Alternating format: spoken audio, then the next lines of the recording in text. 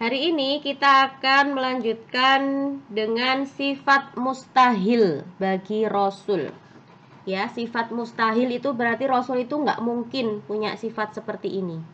Ya, apa saja kira-kira yang sifat-sifat yang tidak mungkin ada pada diri seorang Nabi dan Rasul? Yang pertama yaitu kizib. Kizib itu artinya bohong. Jadi seorang nabi dan rasul itu tidak mungkin punya sifat bohong. Tidak mungkin punya sifat dusta atau kizib. Ya, karena nabi dan rasul itu selalu dijaga oleh Allah. Tidak mungkin berbohong, tidak mungkin berdusta. Ya, ini yang pertama. Nabi dan Rasul tidak mungkin bersifat bohong, tidak mungkin bersifat kizib. Kemudian yang kedua, Nabi dan Rasul tidak mungkin bersifat khianat. Khianat itu artinya tidak bisa dipercaya. Ya, mustahil bagi seorang nabi dan rasul itu bersifat khianat. Sebab apa? Sebab mereka ini adalah para utusan Allah yang selalu terjaga ya sebagai penyampai wahyu kepada umatnya. Jadi tidak mungkin para nabi dan rasul itu berkhianat atau tidak bisa dipercaya. Karena apa? Karena tugasnya nabi dan rasul itu adalah menyampaikan wahyu. Jadi harus bisa dipercaya. Ya, harus bersifat amanah. Jadi tidak mungkin para nabi dan rasul mempunyai sifat khianat. Kemudian yang ketiga, kitman. Kitman itu artinya menyembunyikan. Menyembunyikan apa maksudnya? Menyembunyikan wahyu. Jadi tidak mungkin para nabi dan rasul itu punya sifat menyembunyikan wahyu untuk dirinya sendiri, tidak mau disampaikan, itu nggak mungkin. Karena apa? Karena salah satu sifat wajib bagi Rasul adalah tablik, ya, yang artinya menyampaikan. Lawannya tablik apa? Kitman, artinya menyembunyikan. Nah, ini mustahil bagi seorang nabi dan rasul mempunyai sifat kitman atau menyembunyikan wahyu. Ya, nabi dan rasul itu adalah manusia pilihan Allah yang ditugaskan untuk menyampaikan wahyu kepada umatnya. Sehingga sangat tidak mungkin bagi mereka memiliki sifat kitman atau menyembunyikan wahyu. Kemudian yang keempat, lawan kata dari fatonah. Apa? Lawannya cerdas itu apa? Lawan katanya cerdas itu apa? Bodoh. Nah, baladah artinya bodoh. Ya, ini adalah sifat yang mustahil bagi seorang nabi dan rasul. Ya. Jadi nabi dan rasul itu mustahil atau tidak mungkin bodoh. Ya. Karena apa? Karena mereka ini adalah manusia-manusia pilihan yang dipilih oleh Allah sebagai apa? Pembawa wahyu, pembawa risalah untuk disampaikan kepada umat manusia. Nah, ini ya. Sehingga sangat tidak mungkin bagi mereka bersifat baladah atau bodoh. Nah, itu tadi sifat mustahil yang tidak mungkin dimiliki oleh nabi dan rasul. Kemudian selanjutnya ada sifat jaiz. Ya, sifat jaiz bagi rasul.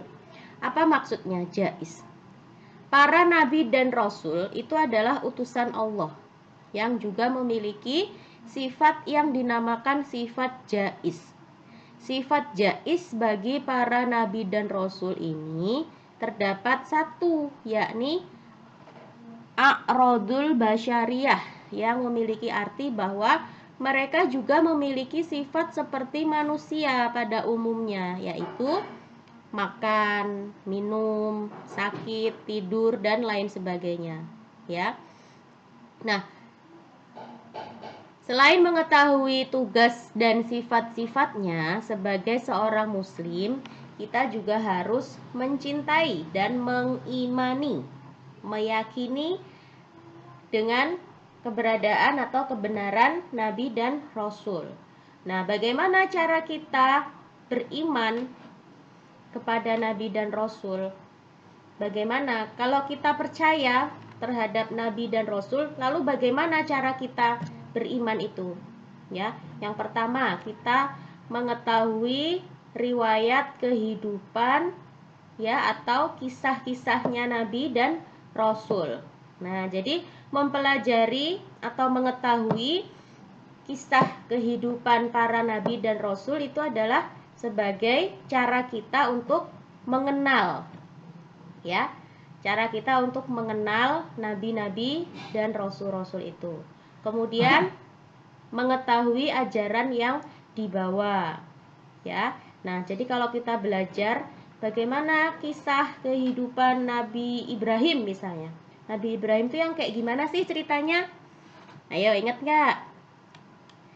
Nabi Ibrahim itu yang kayak gimana ceritanya?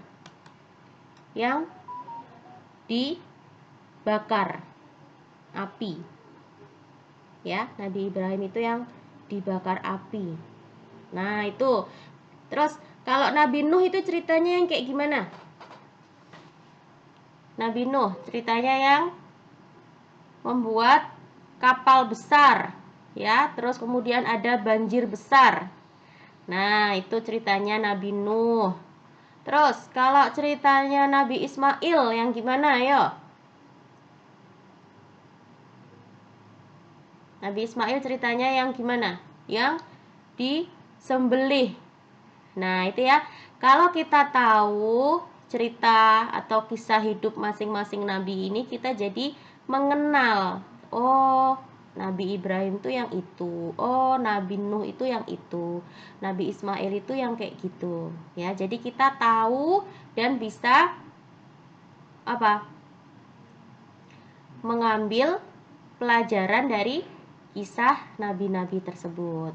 Kemudian yang kedua, ya tadi kita harus mengetahui kisah dari para nabi. Kemudian yang kedua, bagaimana cara kita beriman?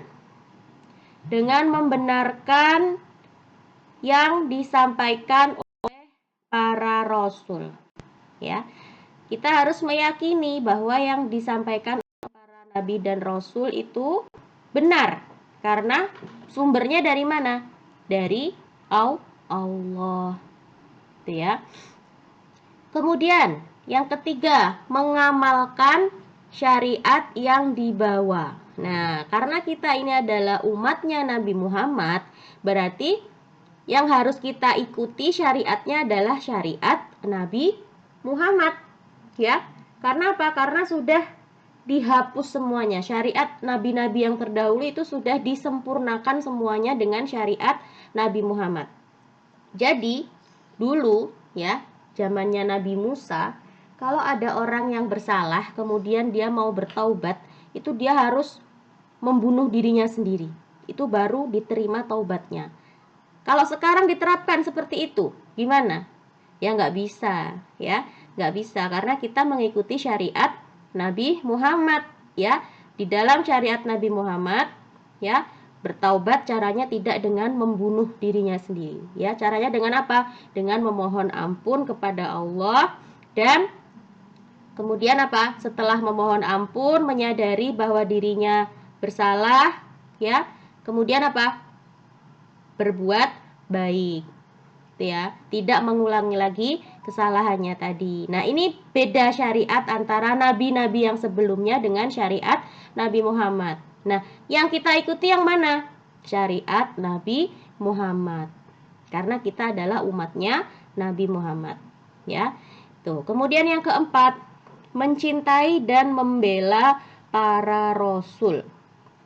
Ya, mencintai dan membela para rasul. Jadi kalau ada orang yang menghina nabi dan rasul, ya, khususnya Nabi Muhammad, ya, kita harus membela.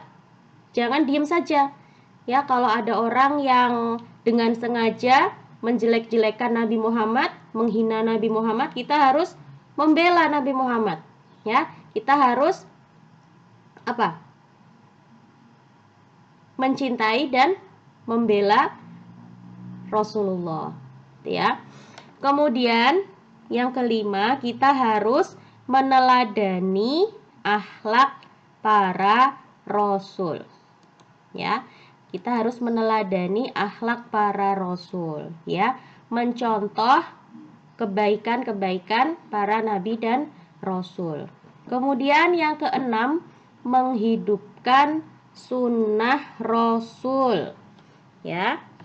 Nah, ini khususnya Nabi Muhammad ya, Rasulullah ya, menghidupkan sunnah rasul. Artinya kita apa? Mengerjakan sunnah-sunnah, atau yang sunnah itu apa? Ayo kemarin. Sunnah itu adalah semua yang dilakukan oleh Rasulullah, semua yang diperintahkan oleh Rasulullah, ya, semua yang bersumber dari Rasulullah itu berarti sunnah Rasul. Nah, kita ikuti, ya. Misalnya Rasulullah itu kalau makan pakai tangan kanan, nah kita ikuti, itu namanya sunnah Rasul. Kemudian Rasulullah itu kalau makan dan minum sambil duduk, ya udah kita ikuti saja, ya, karena itu berarti sunnah Rasul.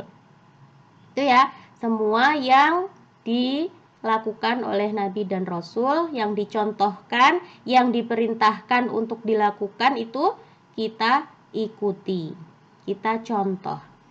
Kemudian selanjutnya memperbanyak membaca sholawat kepada Nabi Muhammad. Allahumma sholli ala Muhammad. Nah, ini kita banyak-banyak membaca sholawat. Allahumma sholli ala Muhammad. Biar apa? Biar nanti ketika di hari akhir kita mendapatkan syafaat dari Nabi Muhammad. Pak, maksudnya syafaat itu tahu nggak? Kenapa kok kita mengharapkan syafaat Nabi Muhammad? Syafaat itu artinya Rasulullah itu bisa meminta kepada Allah, ya Allah, tolong itu orang itu suka membaca sholawat, tolong masukkan ke surga. Nah, Rasulullah tuh bisa minta seperti itu kepada Allah nanti, ya. Kalau kita banyak membaca sholawat, maka kita akan mendapatkan syafaat dari Nabi Muhammad. Itu ya. Oke, sekarang hikmah. Dalam Quran surat An-Nisa ayat 59, hai orang-orang yang beriman, taatilah Allah dan taatilah Rasul Allah dan ulil amri di antara kamu. Kemudian jika kamu berlainan pendapat tentang sesuatu, maka kembalikanlah kepada Al-Quran, kepada Allah dan Rasulullah. Jika kamu benar-benar beriman kepada Allah dan hari kemudian, yang demikian itu lebih utama bagimu dan lebih baik akibatnya. Dengan beriman kepada Nabi dan Rasul, maka manusia dapat menjalankan perintah Allah dan menjauhi larangannya, mengetahui surga dan neraka sebagai tempat balasan bagi yang berbuat baik dan buruk. Nah, itu ya. Rangkuman sekarang, kesimpulannya apa? Beriman kepada Nabi dan Rasul itu adalah wajib. Ya, beriman kepada Nabi dan Rasul itu adalah wajib karena merupakan rukun iman yang keempat. Nah, jumlah Nabi dan Rasul yang harus kita ketahui, yang wajib kita ketahui itu ada 25 yang disebutkan di dalam Al-Quran. Nabi dan Rasul mempunyai sifat wajib, sifat mustahil, dan sifat jaiz. Tugasnya apa Nabi dan Rasul? Mengajak manusia menyembah Allah, mengajarkan akidah, mengajarkan agar berakhlak mulia, mencerdaskan umat, menyampaikan kabar gembira, dan mengajarkan hidup bermasyarakat. Bukti adanya Nabi dan Rasul. Apa buktinya kalau Nabi dan Rasul itu pernah ada? Adanya kitab suci yang jelas. Ada kitab suci. Ada tempat bersejarah. Ada bangunan-bangunan bersejarah. Dan ada makamnya. Ya, tapi yang jelas bukti bahwa Nabi dan Rasul itu ada yaitu dengan adanya kitab suci. Kemudian yang keenam, cara beriman kepada Nabi dan Rasul adalah dengan mengetahui riwayat kehidupan dan ajaran yang dibawanya. Kemudian membenarkan berita yang disampaikan oleh para Rasul. Mengamalkan syariat yang dibawanya, mencintai dan membela para Rasul, meneladani akhlaknya, menghidupkan sunnah Rasul, memperbanyak membaca sholawat atas Nabi Muhammad Sallallahu Alaihi Wasallam. Oke, cukup ya pelajaran kita hari ini. Kita tutup dengan membaca doa.